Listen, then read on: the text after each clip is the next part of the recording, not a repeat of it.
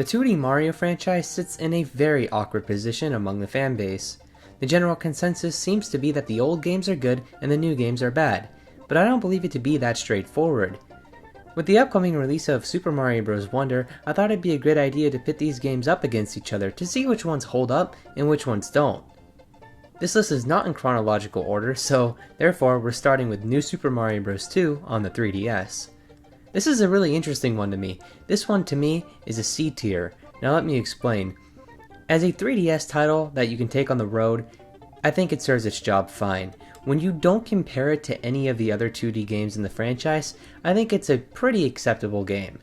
It is not great by any means, and when you do compare it to the rest, it does become noticeable how big the flaws are. I mean, to me this always felt like a dumbed down version of New Super Mario Bros. Wii. It has the exact same music, the exact same level design, and the only new power-up is a gold flower. To me that is not interesting. The only gimmick in this game is collecting coins. It is the most bland and uninspired of the 2D Mario games that I think I've ever played. Well, that and the Lost Levels, but we'll get to that when I get to it. It's just not interesting. To me it's boring, it's slow-paced, and again, it can make for a great time when you're on a road trip or something, but it just doesn't warrant a second playthrough in my opinion, especially when we take a look at the other New Super Mario Bros. Games, and especially the classic games. So that brings us to the original New Super Mario Bros. On the DS. Now this one's gonna jump all the way up to an A tier. The reason for this is single-handedly rebooted the 2D Mario series.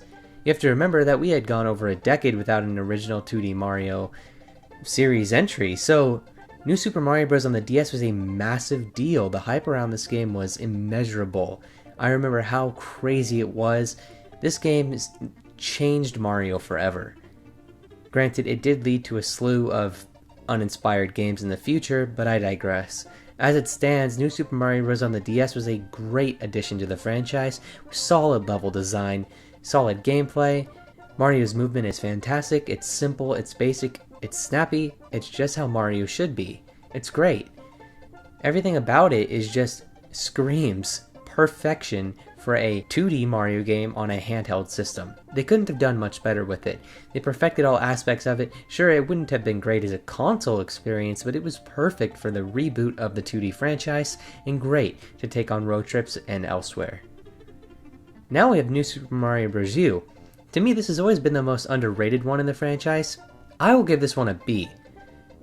To me, this one, it is bland, but it does stand out to me because I remember when this game came out, it came out during a horrible time. It came out basically alongside New Super Mario Bros. 2, so the New Super Mario Bros. Fatigue was quite abundant, as no one really wanted to see these games pumped out anymore. We wanted something more inspired and creative.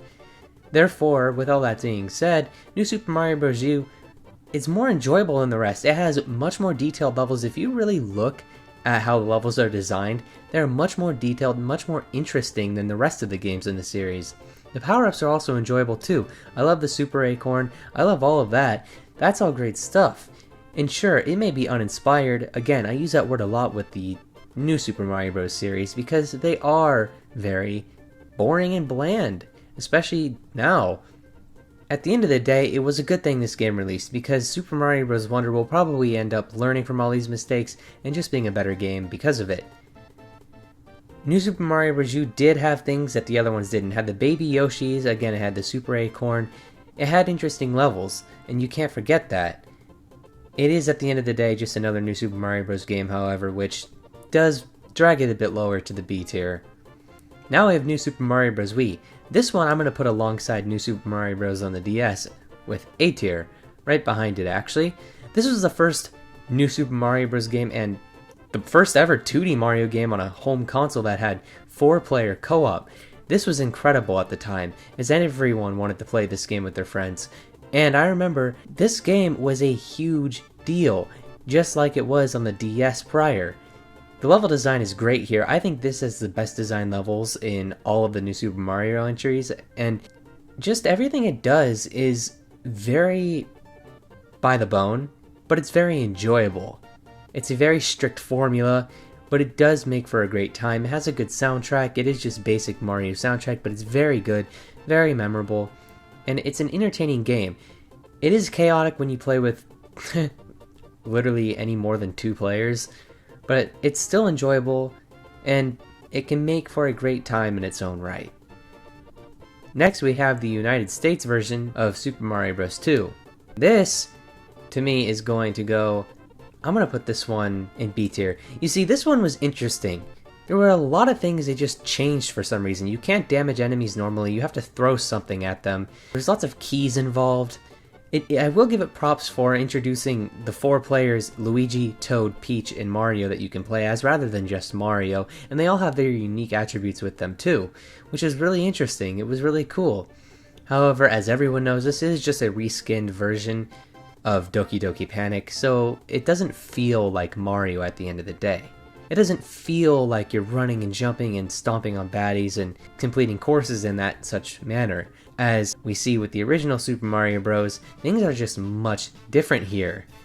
It's still a good game at its core, and I think looking back now, it's an interesting release because of how different it is from the rest of the entire series, you know? This game stands out among all of these. It's nothing like the rest of the franchise, so I will give it props for standing out. As you know, they have to innovate at some point, but at the end of the day, it doesn't feel like Mario. The levels are cool, but also kind of weird at the same time. They're built vertically. For some reason, this game's extremely vertical, but it still make for a great time. But it is very subjective. You have to have a certain taste to enjoy Super Mario Bros. 2, the international version. Okay, now we have Super Mario Bros. 3. This is an easy S tier. Recently replaying this, I noticed that it does have its flaws. Some of the level design is redundant and tedious, but it introduced so much. It literally introduced some of the most iconic Mario enemies of all time, and the level design is superb. It also introduced the Tanuki Leaf, all that stuff. The hammer suit was a great power-up. It brought so much to the table, and it was, again, a huge deal at the time, as it deviated from Super Mario Bros. 2 and set things back to its original path as intended from the first Super Mario Bros. It's hard for me to believe that this is on the same console as the original Super Mario Bros. Because they are so vastly different in quality. Mario Bros. 3 is incredible, and it doesn't even look like an NES game at times. It looks like it's a Super Nintendo game, and I'm not even talking about the remake. So this is just an incredible game. I know many of our parents, especially mine, had memories growing up playing this game. It's a very fond game to many of the older generation, and it's a beautiful game to pump up now. It is extremely difficult, I will say. To me, Super Mario Bros. 3 is probably the most challenging 2D Mario game. It's very hard, it's very challenging, especially the airship levels. There is a lot of blindside violations in this game, I will say. There are times when enemies are just thrown at you out of nowhere and stuff like that happens, but none of that changes the fact that Super Mario Bros. 3 is truly one of the most important and innovative gaming experiences of all time. This game truly shook the world. They introduced it in a movie, for crying out loud, called The Wizard. It's insane to think about the impact this game left. Few other games have ever and will ever reach the level of hype and enjoyment as Super Mario Bros. 3. Next, we have the very first Super Mario Bros. This is a C tier for me. Now let me explain. I know this is the first ever 2D Mario game, but in my opinion, it does not hold up well. And, you know, that makes sense. It is the first ever 2D Mario, so it's obviously not going to play as well. Mario's moveset is very limited. There's very few power-ups. There's the Fire Flower, the Standard Mushroom, and then there's the 1-Up Mushroom. That's about it. So, not too much diversity there, but the levels, they are fun to blast through every once in a while. It can be fun to boot this game up just to blow through it, you know? It's not really fun to just take your time. It's mainly used for speedrunning nowadays, as I don't really know many people who just boot it up just to play it, you know? So, with all that said, Super Mario Bros. On the NES is a great game, and it was single-handedly the most important video game of all time. It literally brought the video game market back in business. It changed the whole world at that point. So, obviously a very important game, but not a very enjoyable game. Super Mario Bros. The Lost Levels, on the other hand, this is going in F tier for me. I don't think that's a controversial opinion, because this game is basically a Super Mario Maker level with the amount of trolling that it does. It's incredible how this was passed off as a legit Nintendo title. It's so funny looking back, because there are some very devious patterns and enemy placements that make no sense at all. I don't understand the thought process behind Nintendo. It probably would have been best if they just didn't ever release it. It's cool that we got it, of course I'm glad that we did, but it's crazy, like, it feels no different than the first Mario Bros. On the NES, and it's just, obviously the difficulty is different, but it looks no different. It's a boring looking game, it's bland. There's nothing at all that sets it apart from the original except its absurdly unfair difficulty. There's nothing cool about it, there's nothing innovative about it in the slightest. It is one of the most unfair video games ever made. Every single death is due to enemy placement or something the developers put in, because it's almost never due to the player's fault. Now that's fine, I mean it was released way back in the day. If this was released now, it would not be accepted well at all. But moving on, we have Super Mario Land 2, the 6 golden coins. This one to me is a B tier. In my opinion, this improved upon Super Mario Land in an incredibly substantial way. The graphics were improved, and to even think that it's on the same system as the original Mario Land is insane, because everything about it's better. It has some crazy, wacky levels, amazing looking power-ups, it's got it all. It is great for traveling. The reason it's in B tier, not any higher though, is because it is just that. It was put on the Game Boy for one purpose: to boot up, play it, and put it down. It wasn't meant to be a long drawn out console experience, but it does serve its well great as a Game Boy title. It introduced some incredible things, and it's just an overall enjoyable experience that doesn't get much wrong, and overall it gets everything right, but it doesn't excel in any areas. It's a fun and enjoyable experience that you can boot up at any time, and that's about it. There's a rabbit power-up, which is cool, and that never really returned. Yeah, overall, a far cry from the original Mario Land. Much better, much more improved. Speaking of which, Super Mario Land the original is up next. To me, this gets a C tier. It's not a bad game, but it is quite possibly the most basic and primitive Mario game ever made. It has the most simple graphics I've ever seen. It's insane. The level design, you can blast through this game extremely fast. You can complete this game almost immediately. It only takes minutes if you're good enough at it. The movement's very janky though, and it feels very off. It does not feel at all like Mario. It's very outlandish, which is cool. It introduced Daisy, which is a neat touch. And yeah, the power-ups are very weird. The Fire Flower kind of returns and kind of doesn't. It's like this weird pellet thing where the fireballs bounce off the roof and the ceilings, blah blah blah. Stuff like that. So it's a very interesting game. It's very creative. I will give it props there. It's very creative. But it's almost impossible to play, especially on an original Game Boy where you can hardly see anything with the backlight. I just wouldn't recommend playing it in that version at all. Play it in color or some other form, because this just isn't worth it to play in the original Game Boy. Super Mario Maker is up next on the Wii U, so the first one. This one's getting an A tier.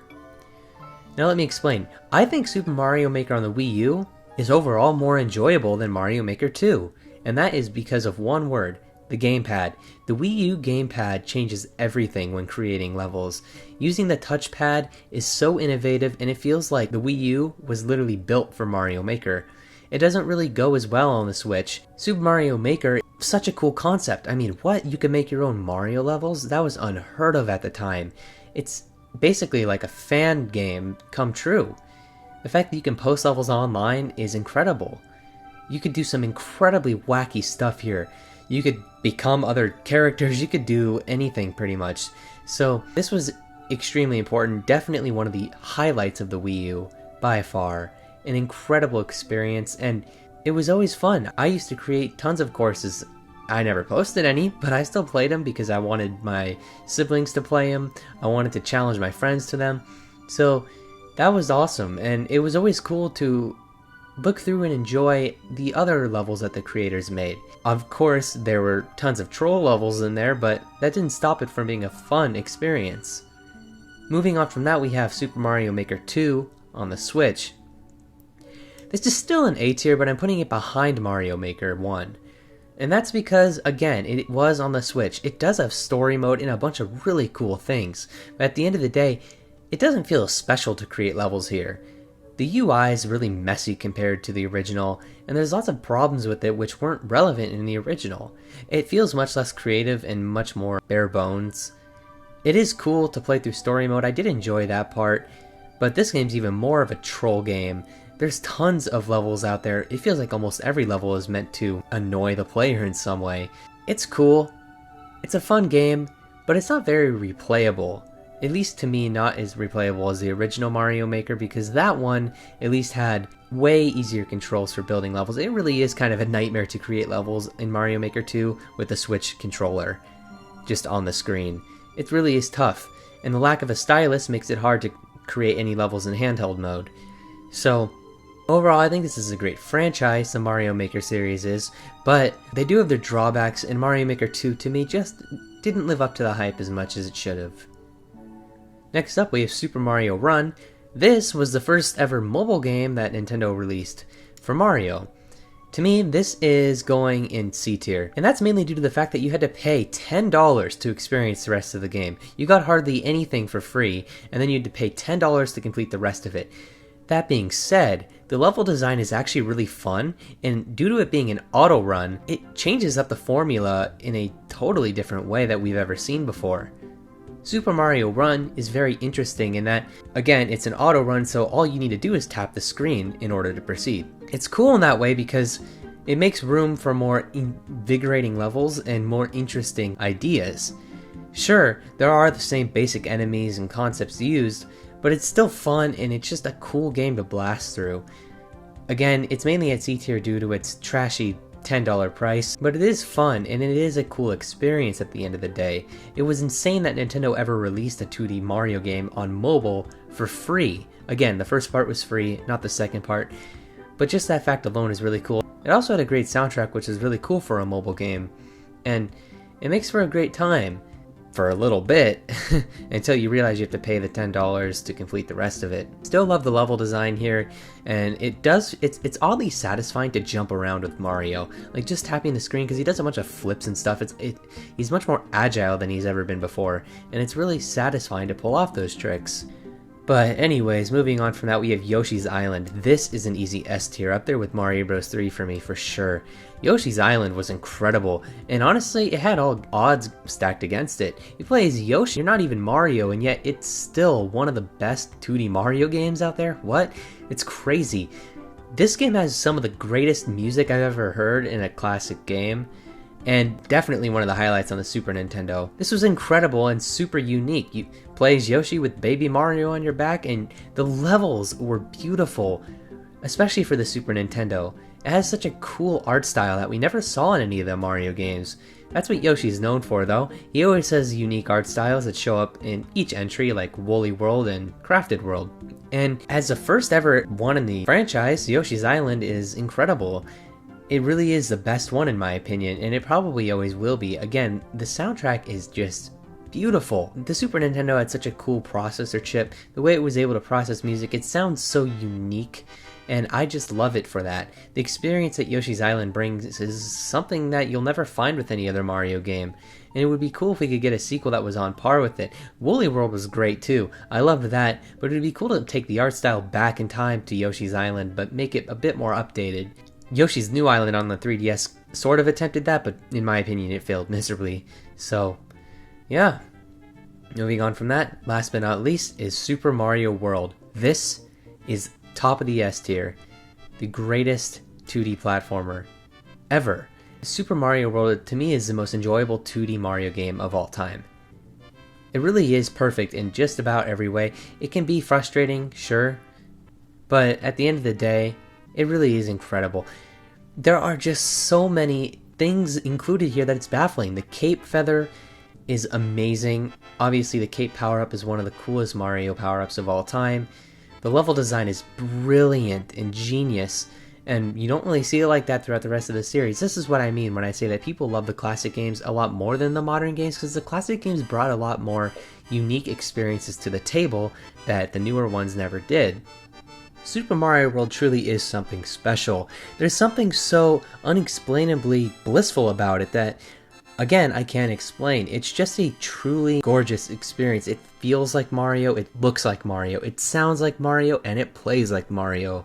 Everything about it screams Mario. It is truly one of the most enjoyable experiences to ever come out of this franchise, and I will forever be proud to boot it up and blast through it any day of the week.